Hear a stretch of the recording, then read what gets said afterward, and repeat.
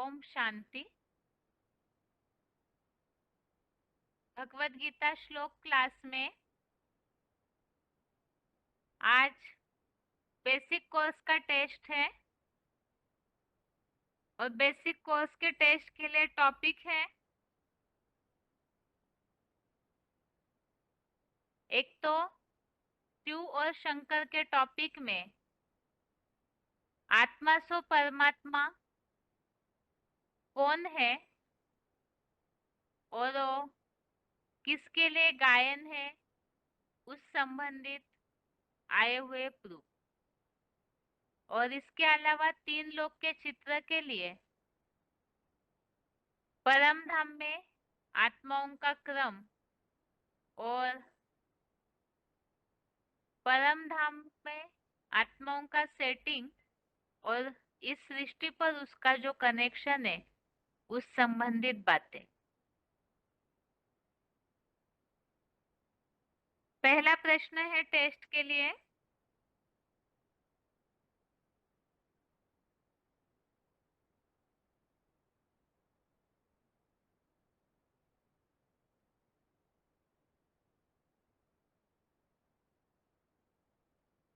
परमात्मा इस शब्द के लिए भगवत गीता में जिन श्लोकों में परमात्मा ये शब्द उल्लेखित है वो श्लोक बताने हैं।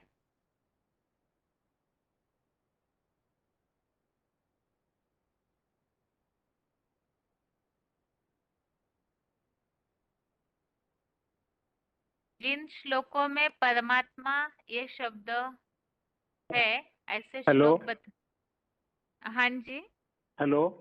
हाँ। ओम शांति। हाँ, रोल मेरा number room Om Shanti 4783।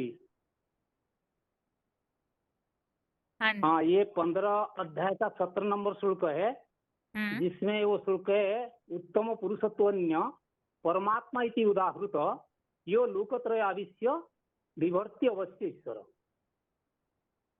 Hello. हाँ जी। हाँ।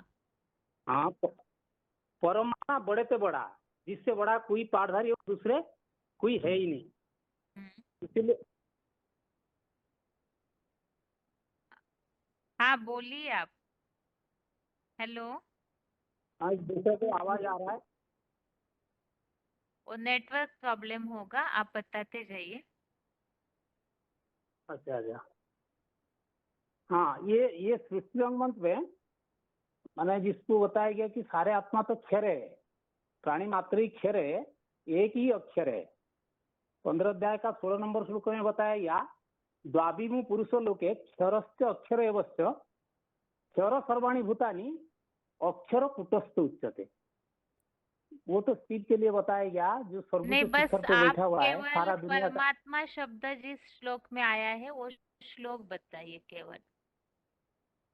अच्छा अच्छा, तो एक बताया आपको 15 अध्याय का 17 नंबर श्लोक है, हाँ और एक जी। 15 अध्याय का 18 भी है। यस्मात् फेरित अतिच अहं अक्षराम अपिच उत्तम अतु लोक अस्मि लोक तो वेदत्व प्रथति पुरुषोत्तम। इसमें परमात्मा का शब्द नहीं है। ठीक है। परमात्मा का शब्द इसमें एक और एक है हाँ। जितात्मा प्रशांत परमात्मा समाहित शीतोष्ण सुख दुख से तथा मान अपमान। ये 6 अध्याय का 7 नंबर श्लोक में है। ठीक है। ठीक है, हाँ जी, आपका प्रश्न हो गया। आगे के लिए प्रश्न है। ठीक है जी। हाँ। ओम शांति। कौन सा?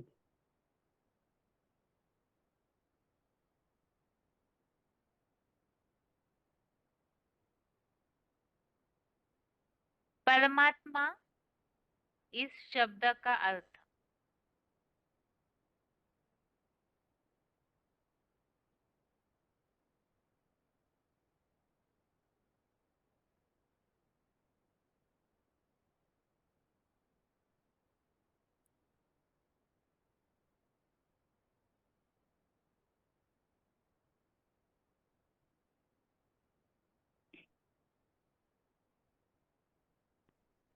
ओम शांति दीदी। हाँ जी। ओम शांति। Roll number 22,707। ठीक है माता जी। उत्तर पर परमात्मा का अर्थ है, बाबा ने कहा कि बड़े से बड़े पाठधारी, हीरो पाठधारी, परम श्रेष्ठ पाठधारी, जो उससे श्रेष्ठ कोई पाठ नहीं बजाता है, हीरो पाठधारी, परे से परे रहकर पाठ बजाने वाला परमात्मा। तो परमात्मा तो शिव के लिए नहीं कह सकते हैं, वो तो परम पिता है। परमात्मा उसे कहेंगे जिससे शरीर में परमात्मा शिव प्रवेश करके, जो 13 अध्याय का 22वां श्लोक में आया है कि इस अर्जुन के तामसी देह में परम पुरुष भ्रकुटी के मध्य में समीप दृष्टा, श्रेष्ठ कार्यों का अनुमति दाता, विष्णु रूप में प्राणियों का भरण पोषण करता, भोक्ता और महान ईश्वर शिव प्लस परमात्मा, इस तरह महेश्वर भी कहा जाता है। ठीक है माता जी। माता जी, परम धाम के बारे में जो आत्माओं का सेटिंग है ना, उसका क्या कारण है? परम धाम में जो आत्माओं को दिखाया हुआ है, तो उसके बारे में बता जो सकते हैं? परम धाम के आत्माओं का क्रम है, तो पहले तो मनुष्य प्राणियों की आत्मा है। तो मनुष्य आत्माओं में भी जो श्रेष्ठ पाठ बजाने वाली हैं, वो शिव के नजदीक रहती हैं, और वो श्रेष्ठ सतयुग में आकर पाठ बजाती हैं। और जो नेष्ट तामसी कनिष्ठ आत्माएं हैं, उनकी नीचे नीचे वो है, तो वो तामसी युग में द्वापर कलयुग में आकर वो पाठ बजाती हैं। मनुष्य आत्माओं के बीच है क्रम पशु पक्षी की आत्मा, फिर उनसे नीचे है कीड़े मकोड़ों की, फिर उनसे नीचे है जो कीटाणु है उनकी, फिर उनसे भी नीचे आत्माएं है ये पेड़ पौधे की आत्मा। तो यदि कहें कि पेड़ पौधों में आत्मा नहीं होती है, यदि पेड़ पौधे में आत्मा ना होती तो वो उनको पानी देने में वो बढ़ती कैसे है, और काट देने पर वो सूख जाती है। इससे पता चलता है कि उसमें आत्मा है। ठीक है माता जी, आपका प्रश्न हो गया। आगे के लिए प्रश्न है,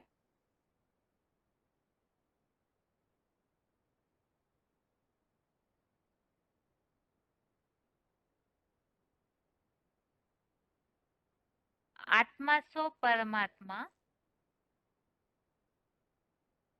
ये जो मान्यता है वो जितने भी दुनिया में मनुष्य है उन सबके लिए लागू नहीं होती है, इसे कैसे समझाएंगे?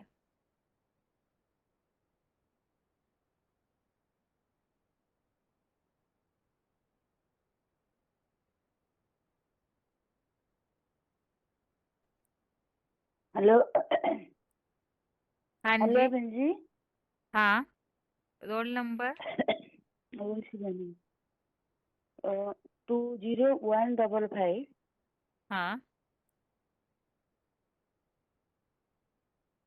प्रश्न एक बार प्रश्न कीजिए। आत्मा सो परमात्मा ये हेलो। मान्यता, हाँ। आत्मा सो परमात्मा ये मान्यता हम्म, जितने भी इस सृष्टि पर हम्म। मनुष्य है उन सबके लिए लागू नहीं होती है, इसे कैसे बताएंगे?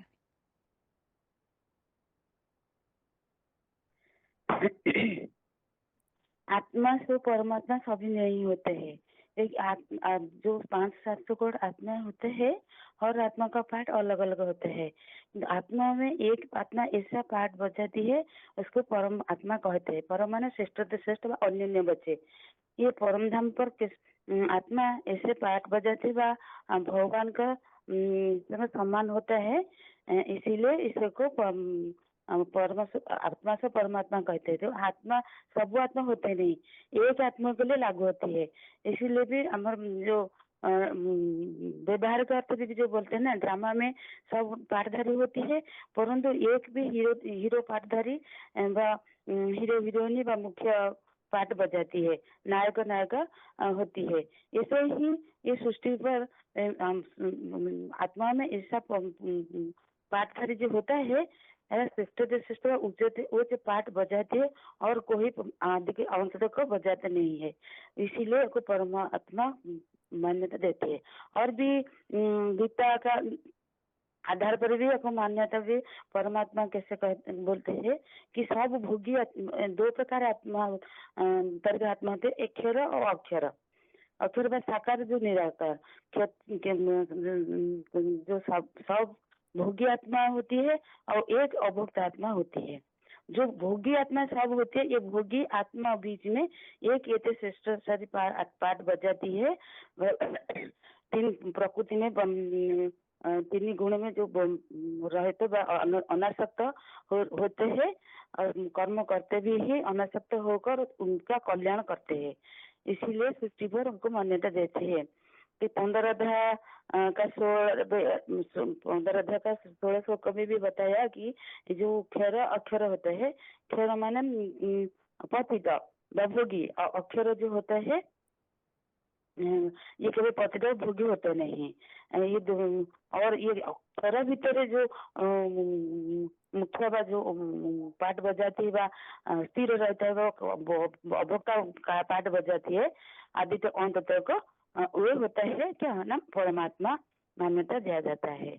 और कैसे होता है माताजी, जाता है दीदी माताजी आप कंटिन्यू बोलते ही जा रहे हैं। ठीक है थोड़ा और भी नहीं तो लोगों ठीक को है, इतना है चांस तो मिलना इसे है ना। हाँ हाँ ठीक है जी, आप रुकना है, मुझे तो बोलते आप कुछ बोलते नहीं तुम इसीलिए ठीक है। हाँ, मतलब उत्तर थोड़ा आप सा बोलना क्या बोल शॉर्ट रही? में देना हाँ है, तो इससे आगे वालों हाँ के लिए भी हाँ ठीक, थोड़ा सा समय मिलेगा ना। ठीक है माताजी। हाँ हाँ हाँ तो आप अच्छा अच्छा आप रोकते नहीं तो इसलिए क्षमा करेगी मैडम जी, अब नहीं, बोलते नहीं कोई तो बात नहीं, मतलब जब भी पूरा उत्तर देते हैं ना आप थोड़ा सा जैसे शॉर्ट में 1 मिनट में ही उत्तर देने से फिर काफी लोगों को पूछ सकते हैं 1 घंटा के क्लास में। ठीक है, ठीक है माताजी। हाँ, नहीं तो 2 अर्थ, हाँ व्यवहारिक अर्थ गीता अर्थ में तो 3, इसीलिए आप रोकने की हाँ ठीक है बहन जी, ठीक दोबारा है। हो गया। हाँ हाँ, ठीक ठीक है। है। आगे के लिए अच्छा, प्रश्न है। हाँ, ओम शांति। आगे के लिए प्रश्न है, आत्मा सो परमात्मा, इस मान्यता में परमात्मा ये शब्द निराकार शिव के लिए नहीं है, बल्कि जो शिव समान बनी आत्मा है उनके लिए है। तो इस बात को स्पष्ट करना है।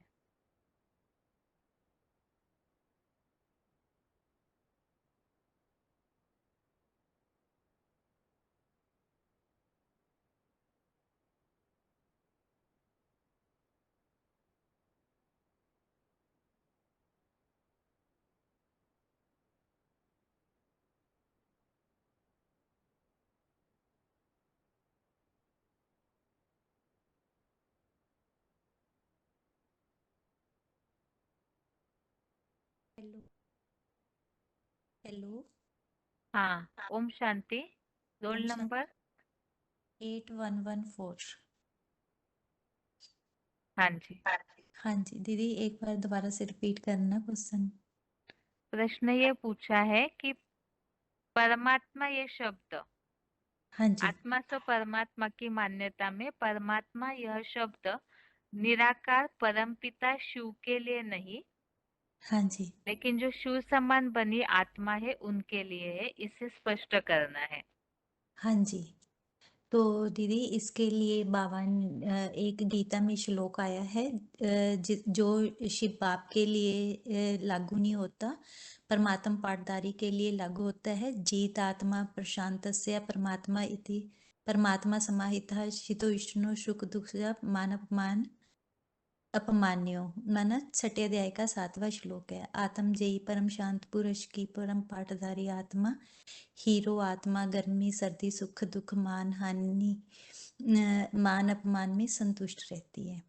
इसी तरह से ही उनके लिए एक और श्लोक आया हुआ है जिसके लिए परमात्मा शिव की प्रवेशता का पता चलता है। 13वें अध्याय का 22वां श्लोक, उपदृष्टानुमंता च भर्ता भोक्ता महेश्वरा परमात्मेति चाप युक्ता देह अस्मिन पुरुषापरा। इस देह में माना जो सकार मुकर्रर रथ है उसकी देह में परम पुरुष समीप से देखने वाला, कार्यों का अनुमति दाता, भरण पोषण करता, भोक्ता और महान ईश्वर शिव परमात्मा इस तरह कहा जाता है।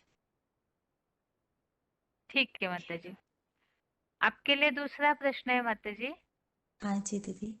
जो परम धाम में जो चित्र दिखता है ना आत्माओं के सेटिंग का, हाँ जी, हाँ जी। उसका और नीचे जो सृष्टि में दिखाया हुआ चित्र है, उसका आपस में कोई कनेक्शन है क्या? हाँ जी, दीदी जैसे परम धाम में दिखाया गया है आत्माओं का कर्म, वैसे ही मनुष्य लोक में उल्टा सृष्टि वृक्ष दिखाया गया है, जिसके लिए गीता में भी आया हुआ है 15वें अध्याय का पहला श्लोक, उधरव मूलम अधा शाखा अश्वत्थामु अभव्यम छंदासी जस्य पर्णानि सातम वेद भेदवित। माना कि जो इसका बीज है वो ऊपर की ओर है और जो शाखाएं हैं वो नीचे की ओर फैली हुई हैं। तो इस तरह से आत्माओं की सेटिंग सबसे ऊंची स्टेज में परमपिता शिव, फिर उसके बाद अच्छे कर्म करने वाली देव आत्माओं का क्रम है और उसके नीचे निकृष्ट आत्माओं की संख्या को दिखाया गया है जो लगातार बढ़ती जा रही है। जैसे मनुष्य सृष्टि आम वृक्ष भी हम देखते हैं तो पहले नीचे बीज, फिर तना और उसके बाद जे मनुष्य आत्माओं का झाड़ फैलता जाता है। ठीक है माता जी, कैसे? आपका प्रश्न हो गया। हाँ आगे जी। के लिए प्रश्न है,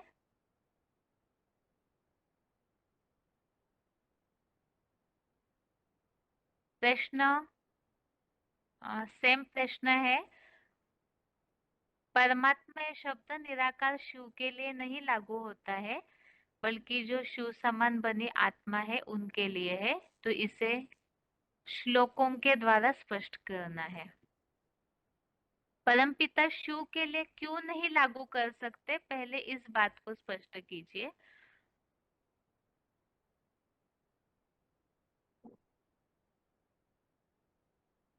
ओम शांति दीदी। ओम शांति। 16,468। हाँ, परम पिता परमात्मा शिव जो है वो तो निराकार है, वो अकर्ता अभोक्ता है, जो नंबर के चक्र से न्यारा है। तो वो तो बिना शरीर में आए हुए कोई काम ही नहीं कर सकता है। जब तक वो शरीर में आए नहीं तब तक कोई काम ही नहीं करेगा। तो परम पिता परमात्मा शिव के लिए तो कोई कार्य ही नहीं बनता है बिना शरीर में आए। इसलिए वो परम पिता परमात्मा जब साकार शरीर में आते हैं तभी कोई कार्य करते हैं वो। इसीलिए परमात्मा परम पिता वो है और परमात्मा वो है। तो जिस शरीर के मतलब जो निराकार शिव है तो मुकर्रर साकार मुकर्रर रस के द्वारा ही अपना कार्य करते हैं। जो भी ज्ञान है, ज्ञान का अखूट भंडार है, वो उनको देते हैं। तो उस हिसाब से फिर वो अपने आप को जो साकार मुकर्रर रस है तो वो अपने आप को सेट करते हैं। जैसे कि इसी में आए इस परम पारधारी परमात्मा की विशेषताएं गीता में आई हुई है। 6वें अध्याय के 7वें श्लोक में आया हुआ है। जैसे जितात्मना तो शांतस्य परमात्मा समाहित शीतोष में सुखेश तथा मान अपनाए। आत्मजयी परम शांत बिंदु बने पुरुष की परम पारधारी हीरो आत्मा सर्दी सुख देखने तथा मान अपमान में संतुष्ट रहती है। और इसमें क्षेत्र और क्षेत्रज्ञ के बारे में भी बताया गया। जो परम पाठधारी है, शरीरधारी है, वो क्षेत्र है, और जो निराकार शिव है वो क्षेत्रज्ञ है, यानी कि शरीर का जानकार है। और 13वें अध्याय के 22वें श्लोक में भी आया हुआ है। एक दृष्टा अनुमंता चा भर्ता भोक्ता महेश्वरम परमात्मा इतिचा अति इष्ट देहे अस्मिन पुरुषः परम। तो जो इस देह में परम पुरुष समीप दृष्टा और कार्यों की अनुमति दाता, भरण पोषण करता, भोक्ता और महान ईश्वर शिव प्लस परमात्मा, इस तरह महेश्वर भी कहा जाता है। यानी जो साकार शरीर है उसमें निराकार आत्मा जो शिव है वो सारा कार्य करती है। ठीक है माता जी।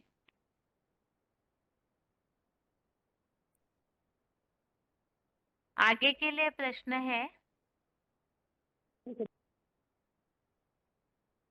आगे के लिए प्रश्न है,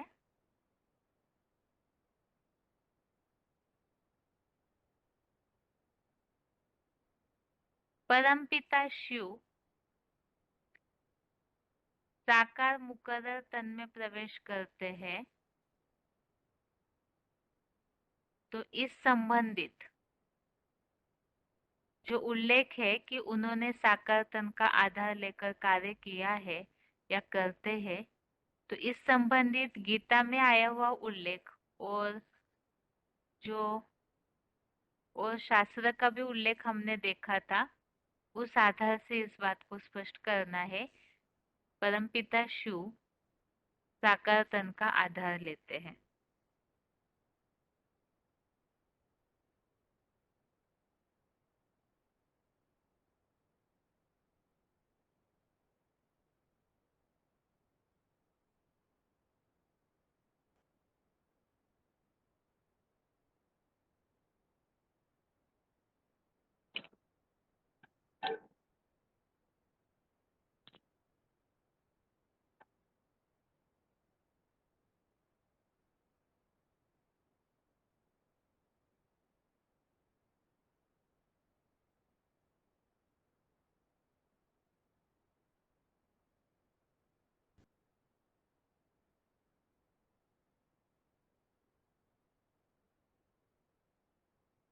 फोन अनम्यूट हुआ है किसी का?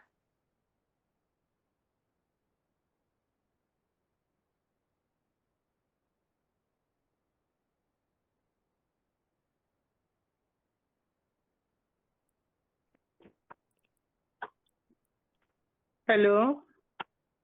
हेलो। हाँ, हाँ जी। ओम शांति।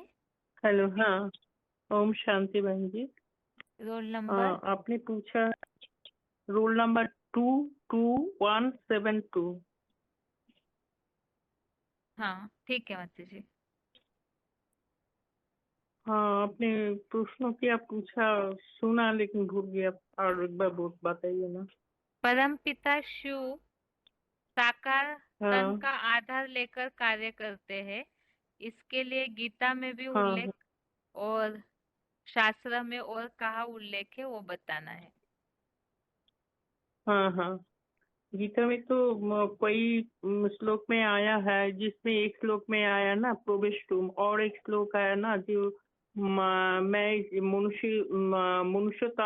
मनुष्य तन का आधार लेकर कार्य करता हूँ, लेकिन मूढ़ लोग मेरे को समझ में नहीं आता है, और मेरे को समझ में नहीं आता है।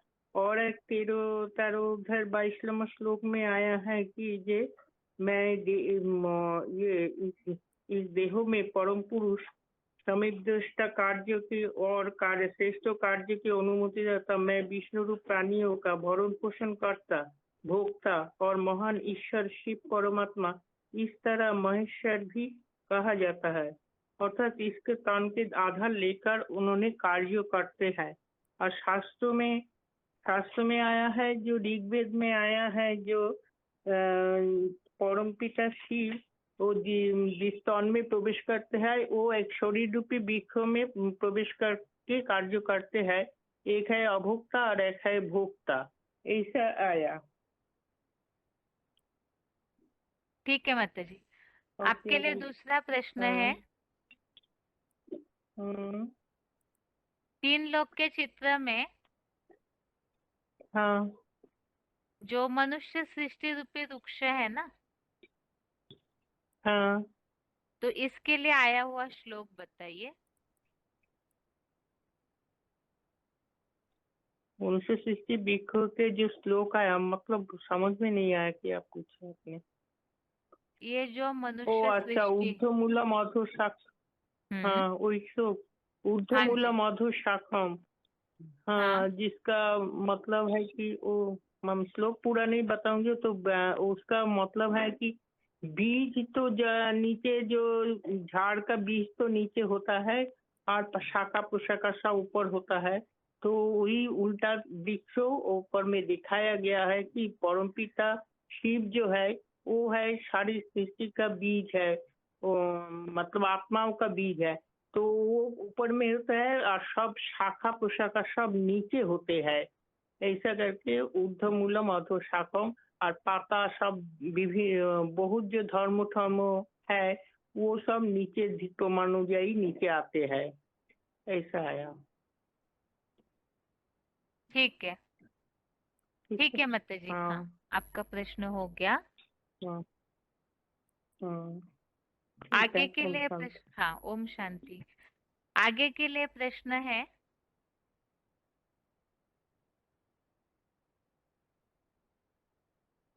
ये 13वें अध्याय का 31वां श्लोक है।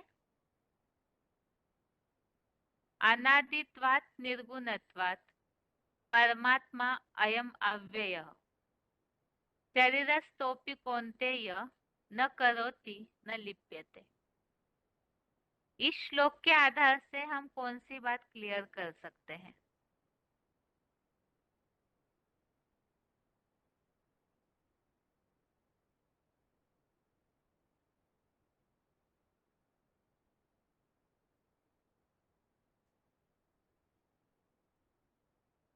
ओम शांति। ओम शांति। Roll number? 29142। हाँ जी। जी जी, ये जो श्लोक है, हाँ इस श्लोक में परमात्मा कौन है और जाने, और झूठ और असली का सच इसमें जान सकते हैं। परमात्मा का उल्लेख जो श्रीमद् गीता में दिया है 13/31वां श्लोक में, इसमें कि हे कुंती पुत्र, यह परमात्मा अनादि त्रिगुण रहित होने से अमोघ बीज है।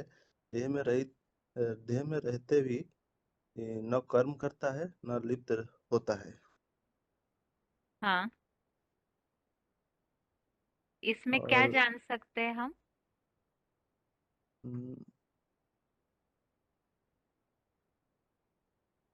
यहाँ जो उल्लेख आया है, न कर्म करता है न लिप्त होता है, जी इससे क्या बात स्पष्ट होती है? हम्म, तो निराकार शिव साकार मुकर्रत में परमात्मा आगे प्रवेश करते हैं। इस परम पाठधारी परमात्मा को विशेषता बताते हुए गीता में आया है। ठीक है। आपके लिए दूसरा प्रश्न है। जी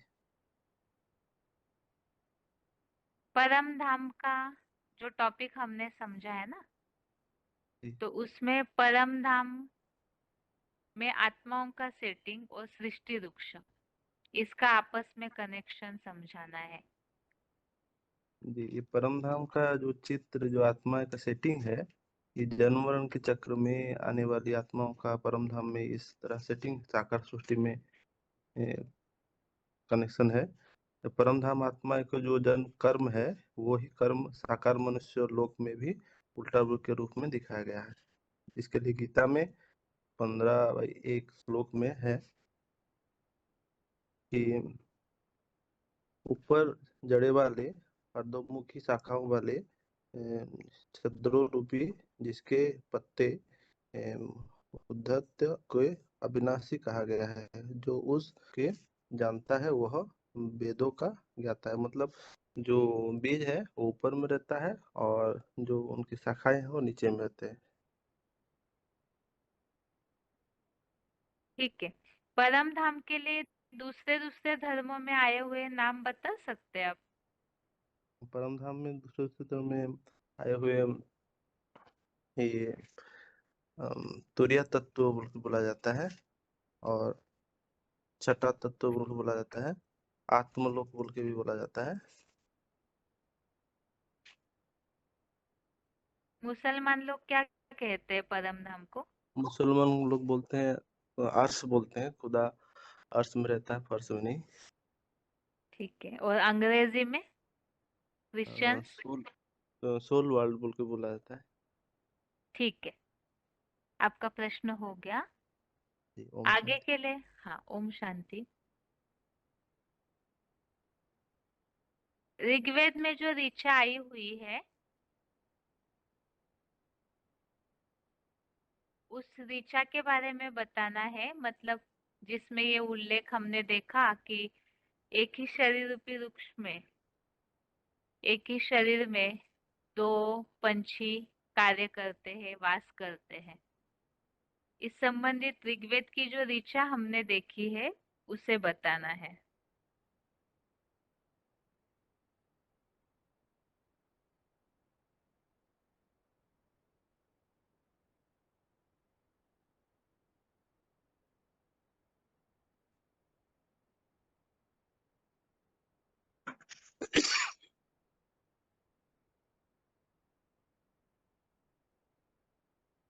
हेलो। हाँ, ओम शांति। Roll number? ओम शांति। 21753। हाँ, ठीक है, उत्तर बताइए। हाँ, ऋग्वेद में बताया हुआ है, द्वा सुपर्णाश्रये सखाय समानं वृक्षं परिशास जाते तयारण्यम पीपलं स्वादिश शस्त्रन्यो अभिचा कसती। एक साथ रहने वाले तथा परस्पर सख्य भाव रहने वाले दो पंछी, जीवात्मा एवं परमात्मा, एक ही वृक्ष शरीर का आश्रय लेकर रहते हैं।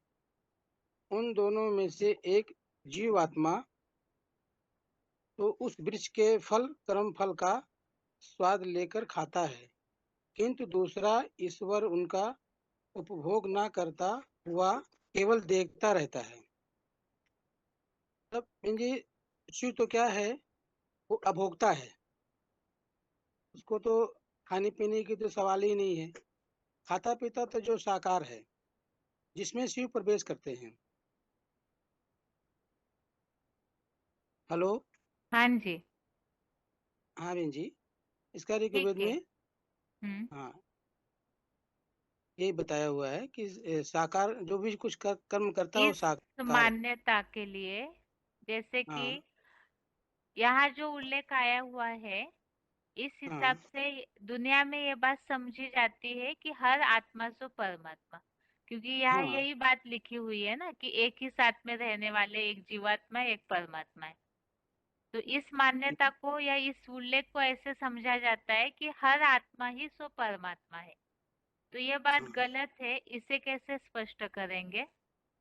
भक्ति मार्ग में तो बताते हैं कि आत्मा सो परमात्मा, लेकिन सभी आत्मा परमात्मा नहीं हो सकती है। एक ही आत्मा है इस सृष्टि पर जो शिव समान बनती है।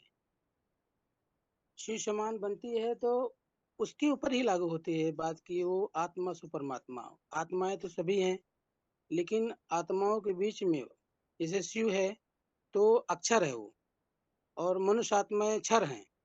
तो क्षरित होने वाली आत्माओं में बीच एक ऐसी आत्मा है जो वो अक्षर है, अक्षर बन के दिखाती है। तो उसके लिए ही ये बात लागू होती है, आत्मा सु परमात्मा, वो क्षरित नहीं होती है, इसमें शिव प्रवेश करते हैं, उसके लिए ये बात लागू होती है, आत्मा सु परमात्मा। वो हीरो पाठधारी है। ठीक है, हाँ आपका प्रश्न हो गया। हाँ ठीक है आगे बहन जी, के ओम लिए शांति। ओम शांति। आगे के लिए प्रश्न है,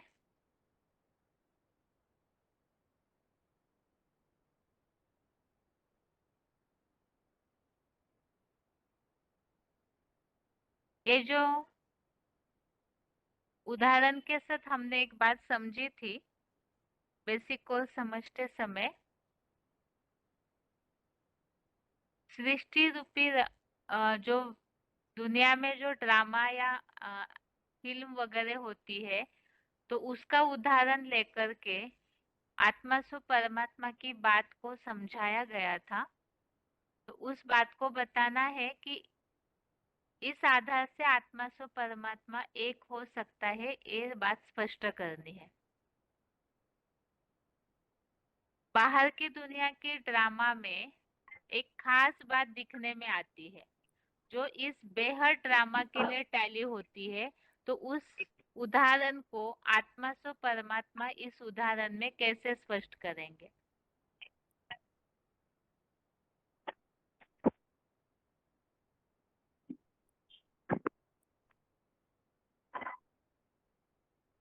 फोन अनम्यूट हुआ है किसी का? हेलो। हाँ जी, ओम शांति। ओम चंद बहन जी। Roll number? 5494। हाँ, उत्तर?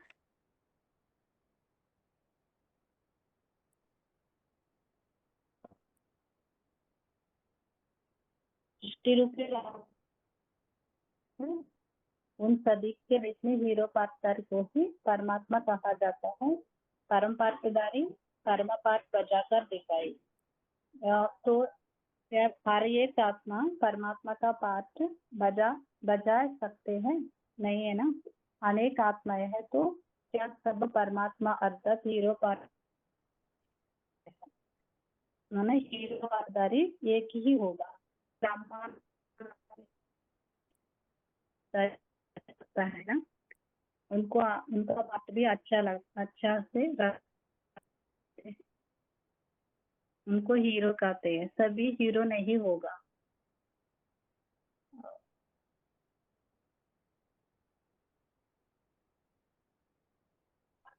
माताजी, 3 लोक के चित्र में सृष्टि वृक्ष के लिए आया हुआ श्लोक क्या? बताइए। यह मनुष्य सृष्टि एक झाड़ है, इसके लिए गीता में आया हुआ श्लोक बताइए।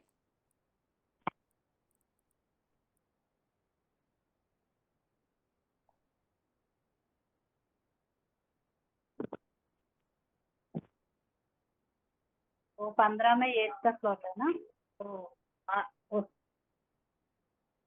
ऊर्ध्वमूलम अधः वही है ना बहन जी? हाँ जी। ऊर्ध्वमूलम अधः अश्वत्थं प्राहुपा अव्ययम छिन्दांसि यस्य पर्णानि यः तं वेदवित्। ऊपर सिद्धार्थ जिस जैसे आधारभूति जड़ों वाले दाई बाई और विधर्मी विदेशी धर्ममुखी अधोमुखी शाखाओं वाले तुंडे तुंडे मत भिन्न संकल्पों के चंदों रूपी अलग अलग प्रकार के, जिसके सृष्टि वृक्षिया 7 अरब चेतन पत्ते हैं।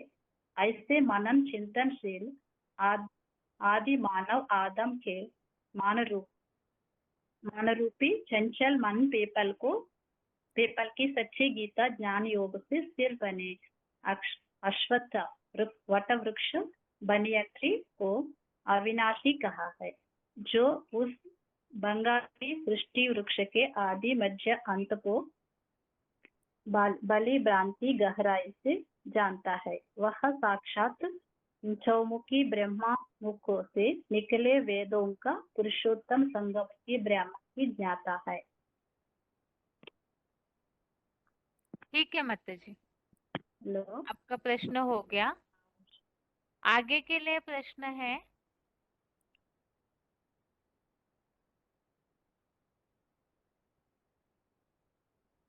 परम धाम में जो आत्माओं का सेटिंग है, उसमें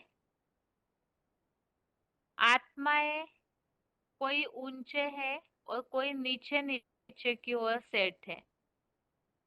तो ये जो स्थान है वो किस आधार से निश्चित होता है? परम पिता के नजदीक है कोई आत्माएं, कोई बहुत दूर है। तो ये स्थान या परम धाम में जो भी सेटिंग है वो किस आधार से निश्चित होता है?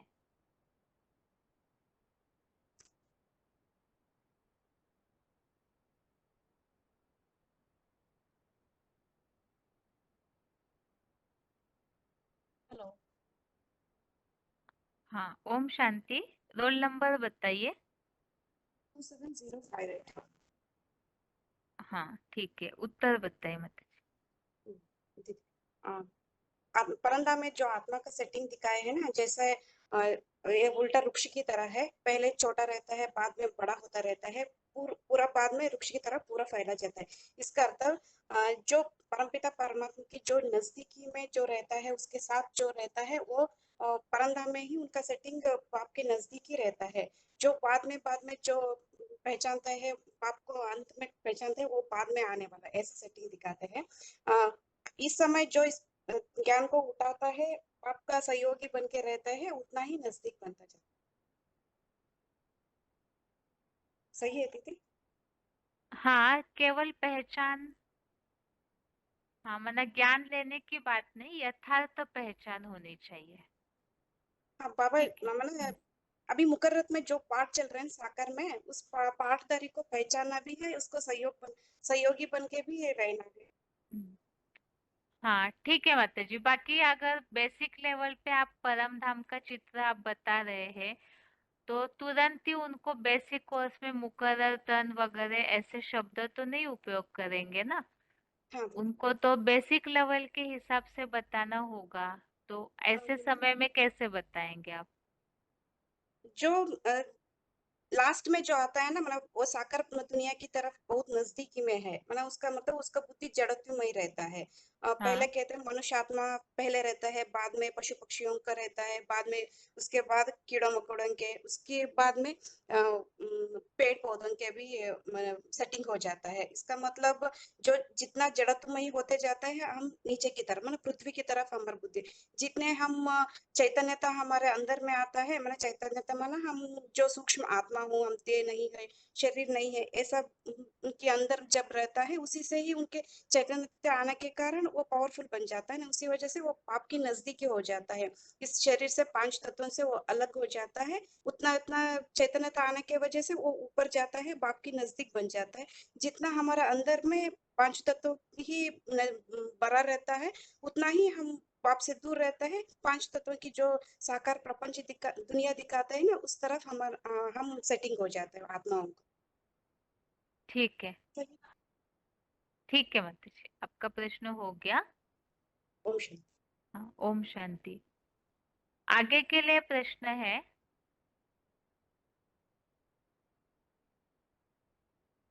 परम पिता शिव जिस साकार तन का आधार लेते हैं उनकी विशेषताएं बताई हुई है, वो विशेषता क्या है?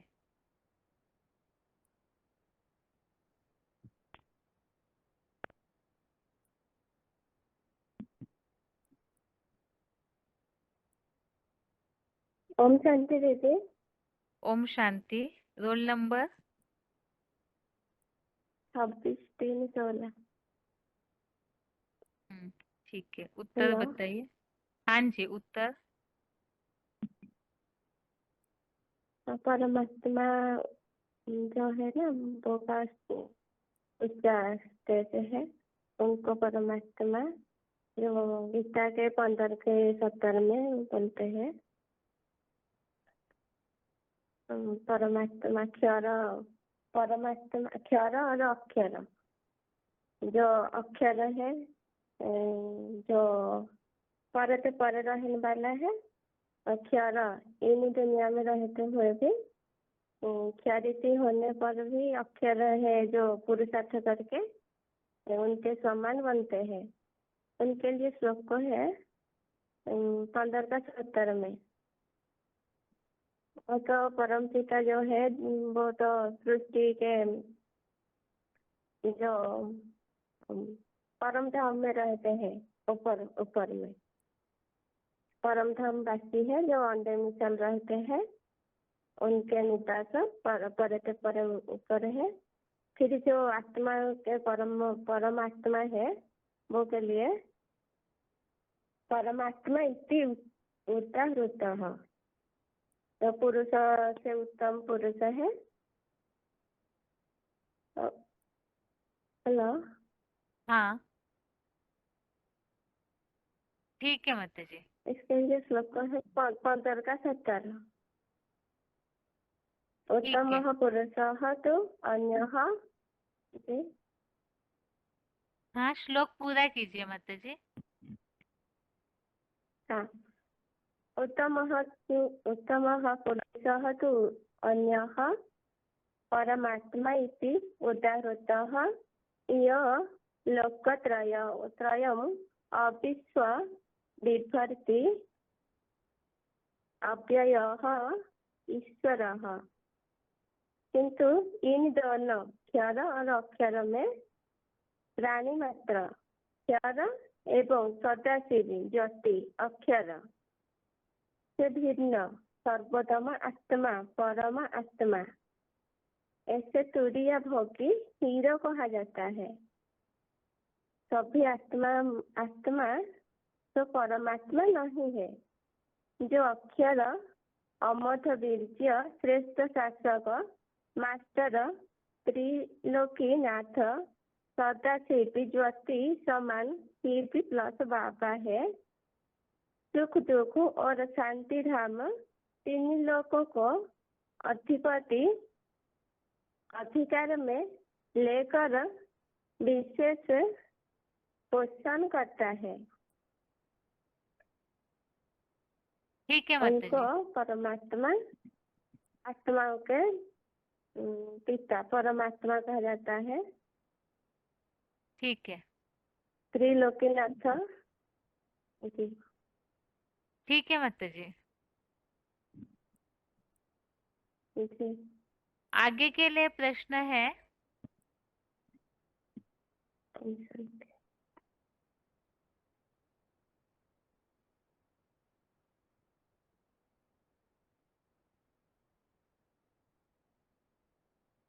आज के कोर्स में जो टॉपिक है शिव शंकर का, उसमें जो हमने मुख्य बातें समझी है, तो उन बातों को सार के रूप में बताना है कि बेसिक कोर्स में ये आत्मा सो परमात्मा का टॉपिक अगर हमें किसी को क्लियर करना है, तो जो बातें 4-5 मुख्य बतानी है, तो पूरे कल के कोर्स के टॉपिक को सार रूप में बताना है तो कैसे बताएंगे। आत्मा सो परमात्मा सभी आत्माओं के लिए नहीं कहा है, ना ही परमपिता शिव के लिए कहा है। ओम आत्मा शांति। सो परमात्मा केवल एक ही व्यक्ति है। ओम शांति। हाँ जी। ओम शांति। Roll number 24348। हाँ जी। पर दो कैटेगरी का आत्मा है। एक है तुरीय आत्मा, जन्म मरण चक्र में आने वाला नहीं है। वो है परम पिता शिव। वो सदा परम धाम में रहने वाला, सिर्फ इसी संगम में ही वो इस धरती को आते हैं। दूसरी कैटेगरी है क्षर कैटेगरी आत्मा है, जो जन्म मरण चक्र में आते हैं, सत्य त्रेता द्वापर कली में 8 बजाकर पावन से पतित हो जाते हैं। वो है क्षर कैटेगरी। और ऊपर वाला है अक्षर कैटेगरी। फिर भी 3 नंबर कैटेगरी का जो आत्मा है, क्षर कैटेगरी के बीच में जो आत्मा है, वही आत्मा तपस्या करके वो इसी संगम में शिव समान बन जाते हैं। वही है परमात्मा। इसके हमारा गीता में 15 अध्याय का 16, 17, 18 ये 3 श्लोक में ये क्लियर समझाया गया है। 15 अध्याय 16 में दोनों क्षर और अक्षर को समझाया गया है। 15 अध्याय 17 में कैसे वो तपस्या करके शिव समान बनने के बाद परमात्मा होते हैं, वही समझाया गया है। और 15 अध्याय का 18 में बोला है जो परमात्मा होते हैं वही है पुरुषोत्तम। जस्मात् क्षरः अतीतम अहम अक्षरात् अपि च उत्तमम अतोस्मि लोके वेदे च प्रथितः पुरुषोत्तमम। माने जो 3 नंबर कैटेगरी जो आत्मा है वो है बंदे पुरुषोत्तमम जी। ठीक है। और 3 लोक का चित्र जो हमने समझा है उसका सार बताना है। किसी को भी बेसिक कोर्स में समझाना है तो कैसे समझाएंगे। ये मनुष्य सृष्टि रूपी झाड़ उल्टा सृष्टि वृक्ष है, उसका मूल बीज है मनुष्य सृष्टि रूपी वृक्ष का बीज। लेकिन परम धाम में जो मूल है वो है परमपिता शिव। जो श्रेष्ठ कर्म करने वाले वो परम धाम में भी परमपिता शिव के पास रहते हैं। और यहाँ मनुष्य सृष्टि रूपी झाड़ में भी श्रेष्ठ कर्म करने वाले जो मनुष्य सृष्टि रूपी ब्रिज को पहचान कर सारी कल्प में वो उनका पास ही पाठ बजाते हैं। वही श्रेष्ठ कर्म करने वाले देवात्माएं हैं। और नीच कर्म करने वाले मनुष्य सृष्टि के झाड़ में दूसरी धर्म में कन्वर्ट होकर द्वापर से वो नीचे शाखा प्रशाखा जैसी में दिखाया गया है। और परम धाम में नीचे पाठ बजाने वाले, निकृष्ट पाठ बजाने वाले बहुत दूरी नीचे हैं। परम पिता शिव से बहुत दूरी उनको रखा गया है। ठीक है, आपका जी, प्रश्न हो गया। शांति। ओम शांति। आगे के लिए सेम प्रश्न। क्लास का टाइम पूरा होने जा रहा है, इसीलिए लास्ट प्रश्न है। सेम प्रश्न और कोई एक माता या भाई इसी प्रकार सार बताना है कि आत्मा सो परमात्मा कौन है। इस बात को अगर हमें बाहर वालों को स्पष्ट करना है तो श्लोकों के द्वारा सार रूप में आप उसे कैसे स्पष्ट करेंगे?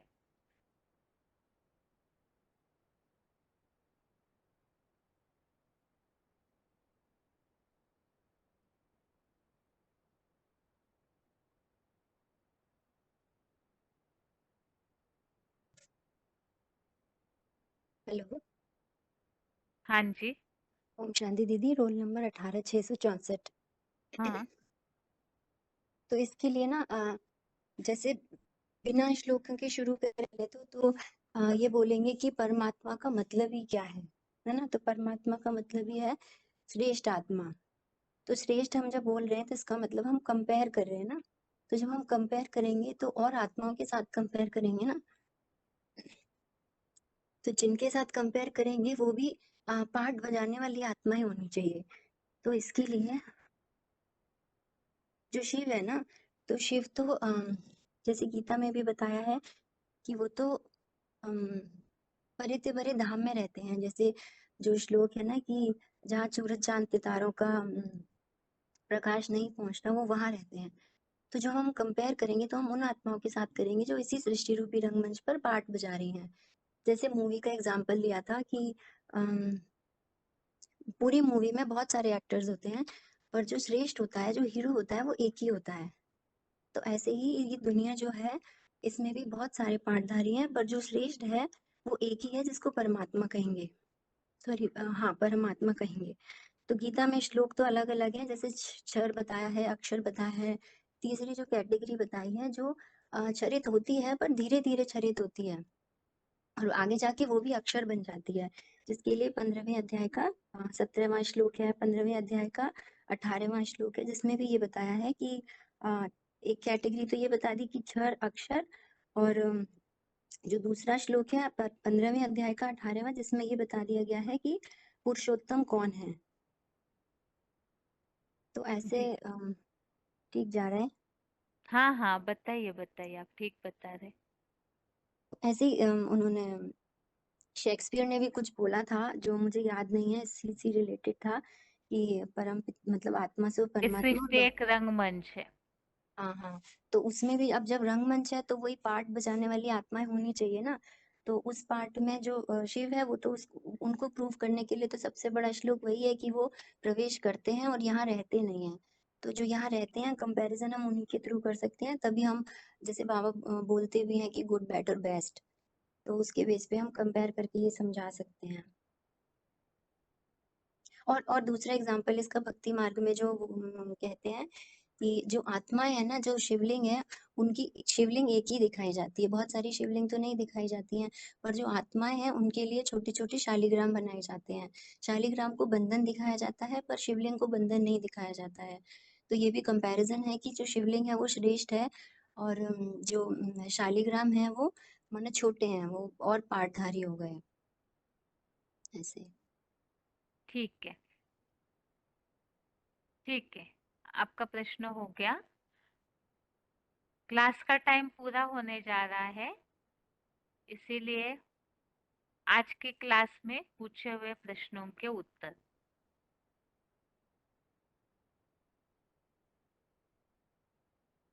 सबसे पहला प्रश्न ये पूछा था, आत्मा सो परमात्मा, ये मान्यता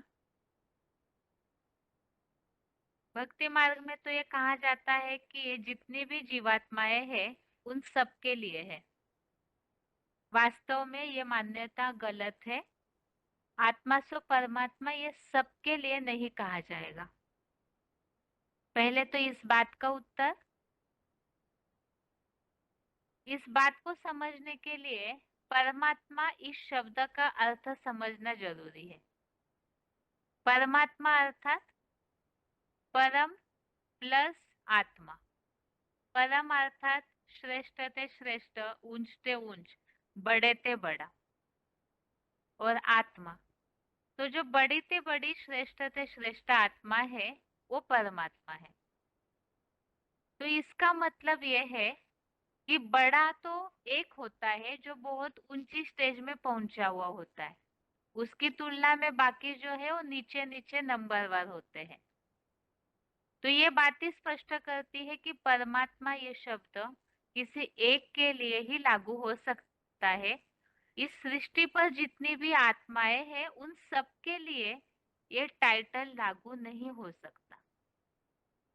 दूसरी बात, जैसे कि शेक्सपियर ने इस बात को कहा है, ये सृष्टि एक रंगमंच है और सभी यहाँ पर पार्टधारी है जो अलग अलग वेशभूषा सहित अपने अपने एक्ट करते हैं।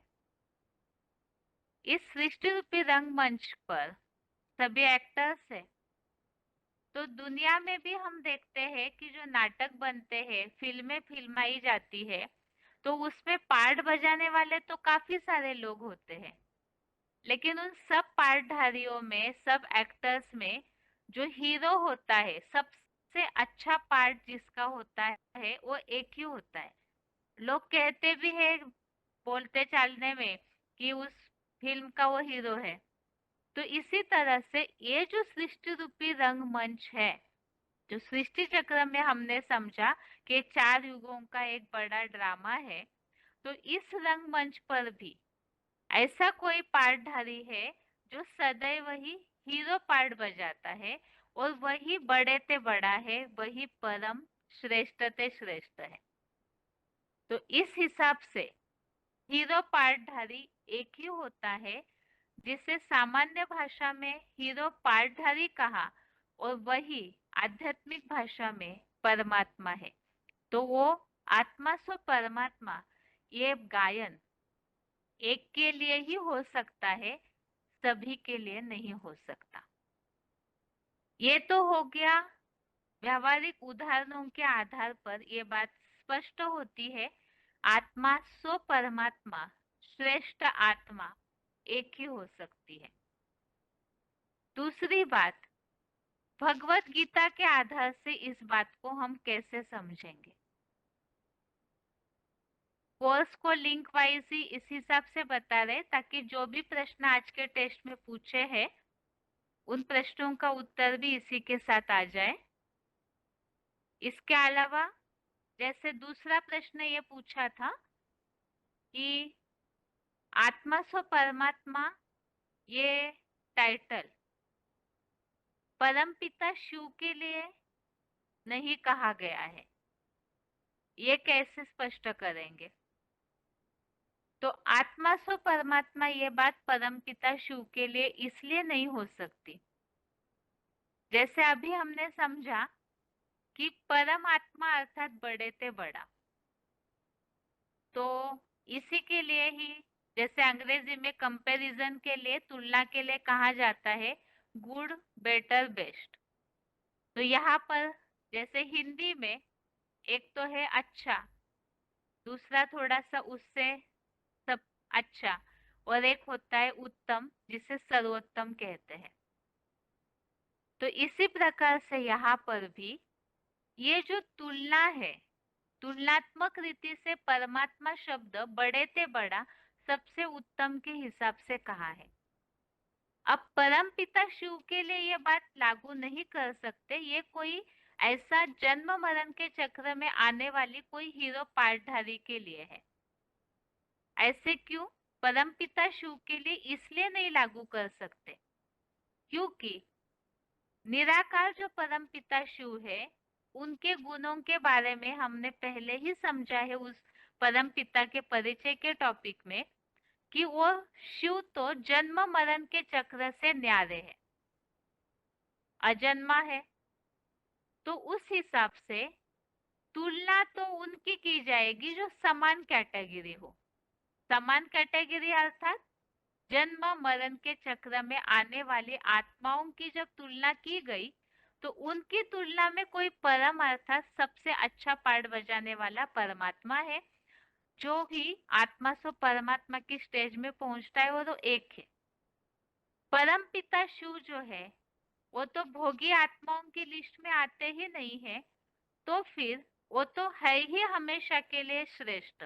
सदा शिव कहा गया है तो सदैव ही अपने गुण शक्तियों के साथ स्थायी रूप में रहते हैं, उनकी तुलना की तो बात ही नहीं। तो इसी हिसाब से भी यहाँ पर ये बात साकार शरीरधारियों के बीच में किसी एक के लिए लागू होती है।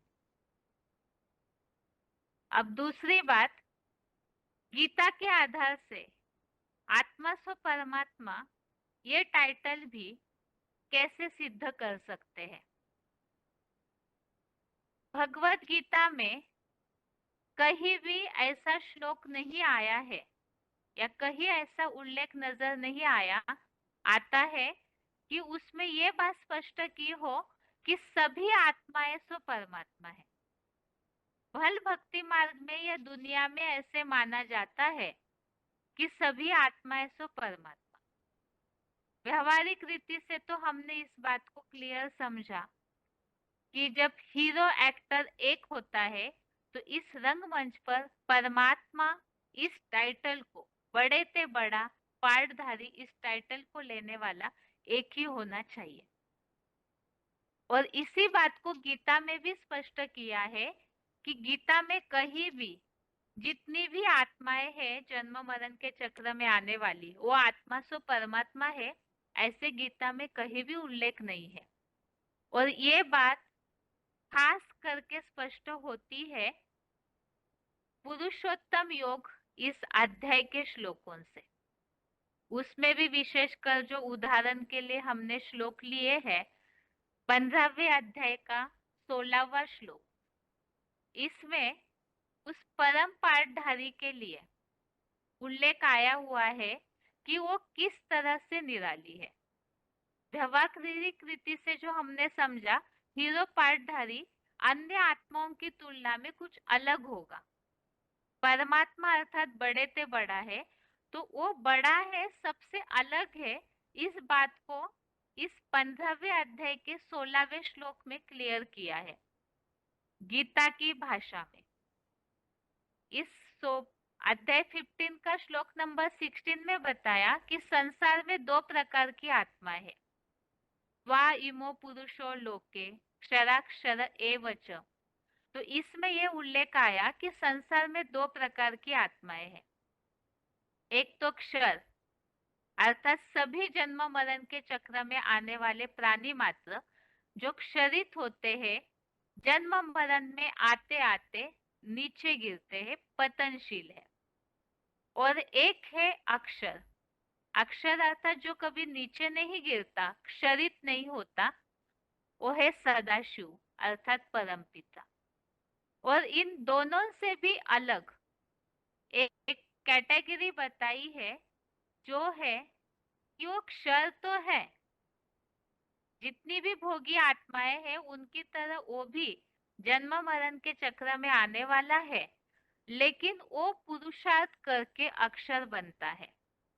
और वो ऐसा विशेष पुरुषार्थ करके जो परम पिता शिव समान बनता है, तो उन्हें ही भगवत गीता में परमात्मा कहा है। तो वो एक अलग कैटेगरी, जैसे व्यवहारिक रीति से हीरो पाठधारी एक अलग होता है, श्रेष्ठ होता है, उच्च होता है, उसे ही भगवत गीता में परमात्मा कहा है। तो इस बात से भी ये बात स्पष्ट है कि आत्मा से परमात्मा ये बात एक के लिए है। दूसरी बात जो इस 15वें अध्याय का 17वां अध्याय 15 का श्लोक नंबर 17 में जो उल्लेख है, उत्तमः पुरुषस्त्वन्यः परमात्मेत्युदाहृतः यो लोकत्रयमाविश्य बिभर्त्य व्यय ईश्वर। इस श्लोक में परमात्मा ये शब्द बताया हुआ है कि वो उत्तम है। जितने भी पुरुष अर्थात आत्माएं हैं, उन सब से वो उत्तम है। दूसरी बात, इसी ये जो परमात्मा है वो उत्तम है, इन्हें ही इस 15वें अध्याय के ही 18वें श्लोक में बताया कि वो पुरुषोत्तम है। जितनी भी पुरुष अर्थात आत्मा है उन सबसे उत्तम। जो यहाँ बताया हुआ है कि एक तो वो क्षरित नहीं होता है और अक्षर बन जाता है, परम पिता शिव के समान बन जाता है। तो गीता के इन उल्लेखों से भी ये बात स्पष्ट है कि आत्मा स्व परमात्मा, पुरुषोत्तम, परमात्मा, सर्वोत्तम, ऐसे जो गीता में शब्द आए हैं वो किसी एक व्यक्तित्व की ओर इशारा करके ही बताए गए हैं। और वो व्यक्तित्व ऐसा है जो परमपिता शिव के समान बन जाता है। जैसे परमपिता शिव अकर्ता है, उसी तरह से वो परमात्मा पाठधारी भी शिव समान अकर्ता की स्टेज को धारण करता है। इसी के लिए 13वें अध्याय का 31वां श्लोक, जिसमें इस बात का उल्लेख है कि वो परमात्मा अनादि और त्रिगुण रहित होने से अमोघ वीर्य है, अर्थात क्षरित नहीं होता है और देह में रहते हुए भी वो न कर्म करता है न लिप्त होता है। तो इस बात से भी ये स्पष्ट हो गया कि वास्तव में ये टाइटल जो परमपिता शिव के समान बनने वाली आत्मा है, जो आत्मा है, आत्मा होते हुए भी जो ऊंच बन करके परमात्मा का टाइटल अर्थात परमात्मा श्रेष्ठ आत्मा, ऊंच से ऊंच आत्मा बन जाती है। एक प्रश्न और पूछा था टेस्ट में कि जो परमपिता शिव समान बनने वाली आत्मा है उनकी क्या विशेषता बताई हुई है।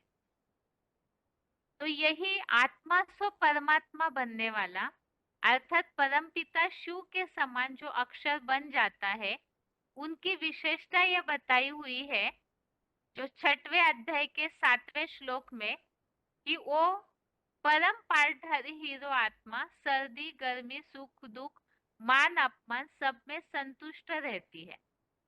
ये उनकी विशेषताएं है। ये विशेषता जितने भी मनुष्य है सृष्टि पर वो सभी के सभी धारण नहीं कर सकते।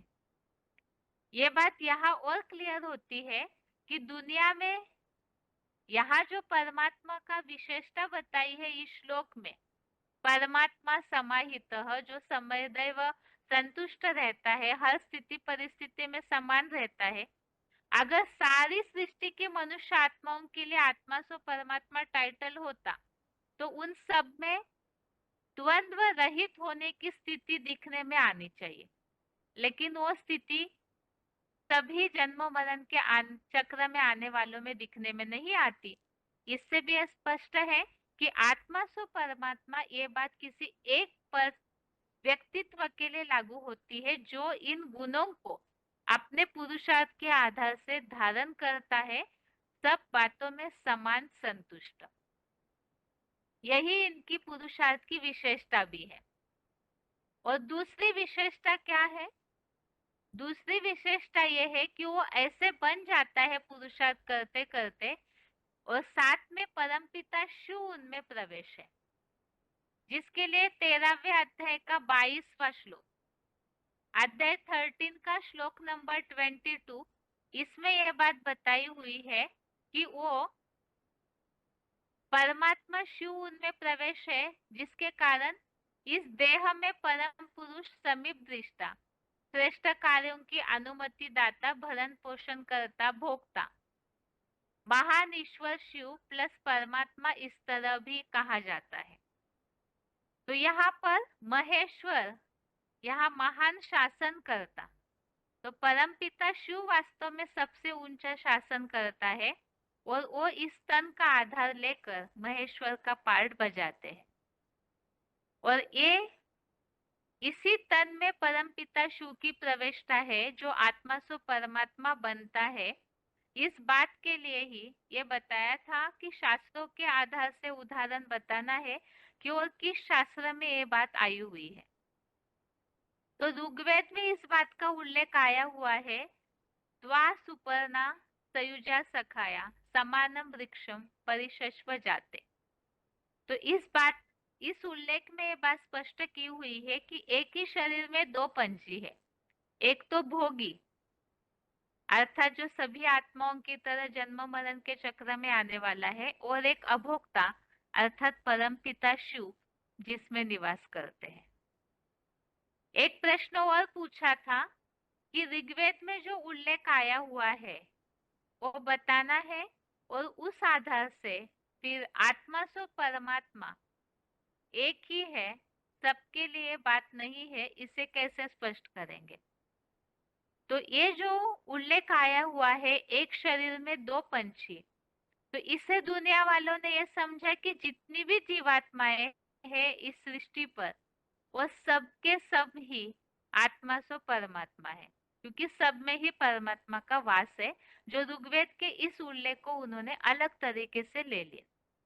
लेकिन जो 15वें अध्याय की गीता में जो श्लोक आए हुए हैं उन श्लोकों से ये बात स्पष्ट होती है कि वास्तव में सभी आत्माएं सो परमात्मा नहीं है, बल्कि एक ही आत्मा जो हीरो पाठधारी है, जो परमात्मा बन जाती है पुरुषार्थ से, तो ये केवल एक के लिए गायन है, जितनी भी दुनिया में आत्माएं हैं उनके लिए नहीं है।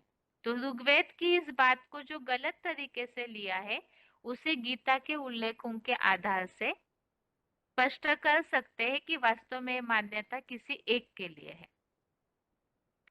ये तो हो गया जो शिव शंकर के टॉपिक में बात हमने समझी है। और दूसरा 3 लोक के चित्र में इसमें भी एक तो ये पूछा था सृष्टि वृक्ष के लिए आया हुआ श्लोक का उल्लेख, तो वो 15वें अध्याय का पहला श्लोक, ऊर्ध्वमूलम अधः शाकम अश्वत्थम प्राहुरव्ययम छंदासि यस्य पर्णानि य तम वेद स वेदविद।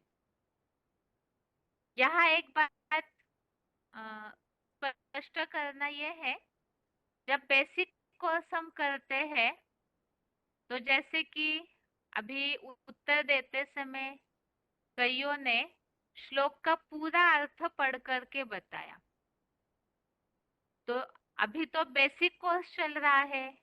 जिस दिन श्लोक टेस्ट होती है उस दिन तो श्लोक का अर्थ पूरा बताना ही है, क्योंकि वो श्लोक टेस्ट है।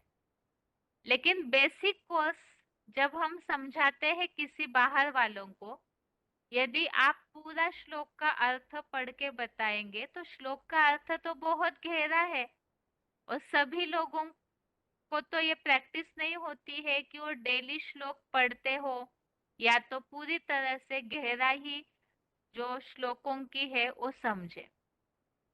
तो यहाँ बेसिक कोर्स में जो हम श्लोकों का रेफरेंस लेते हैं तो केवल उसी अनुसार ही उस श्लोक का जो सिंपल अर्थ है, जिस रेफरेंस में ये श्लोक हमने लिया है कि गीता में इस प्रसंग में क्या बात बताई है, तो केवल उस बात का भावार्थ या श्लोक में जो वो बात है केवल वो बात बताए, तो आने वाले जिज्ञासुओं को एक तो सुनने में बोर नहीं होगा, दूसरी बात ऐसे भी न हो कि ज्यादा डोज मिले तो कई बार लोग थक जाते हैं सुनते सुनते।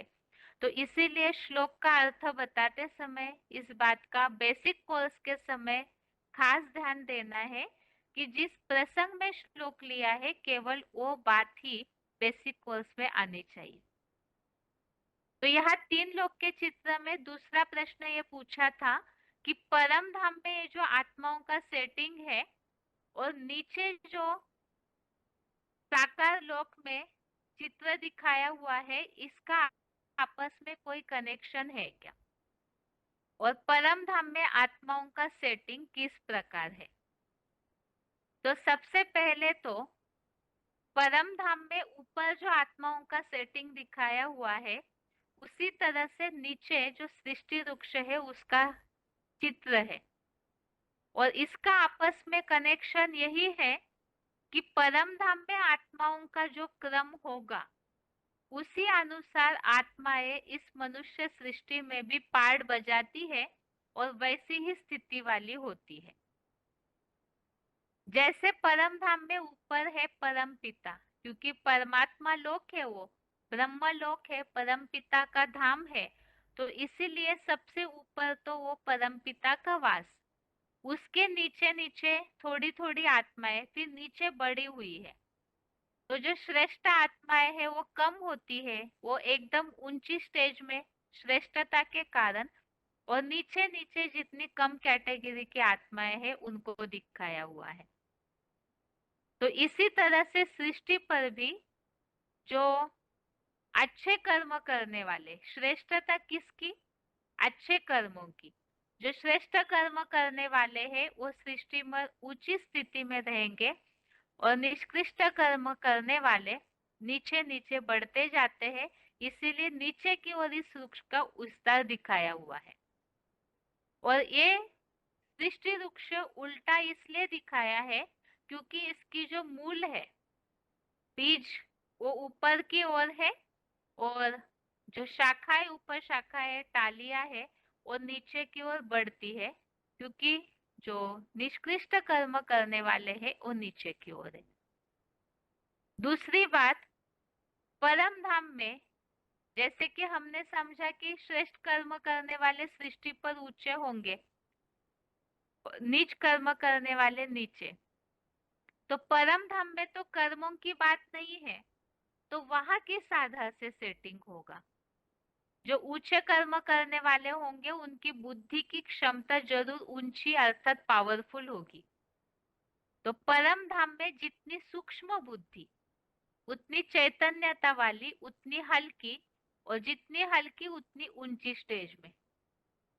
और जो जितनी जड़त्वमयी, जो निष्कृष्ट नीच कर्म करने वाले हैं, तो देह का भान ज्यादा होता है, तो उसके कारण वो नीच कर्म ज्यादा करते हैं, तो जड़त्वमयी है, भारीपन रहेगा उनमें, तो उतना ही वो नीचे की ओर रहेगी।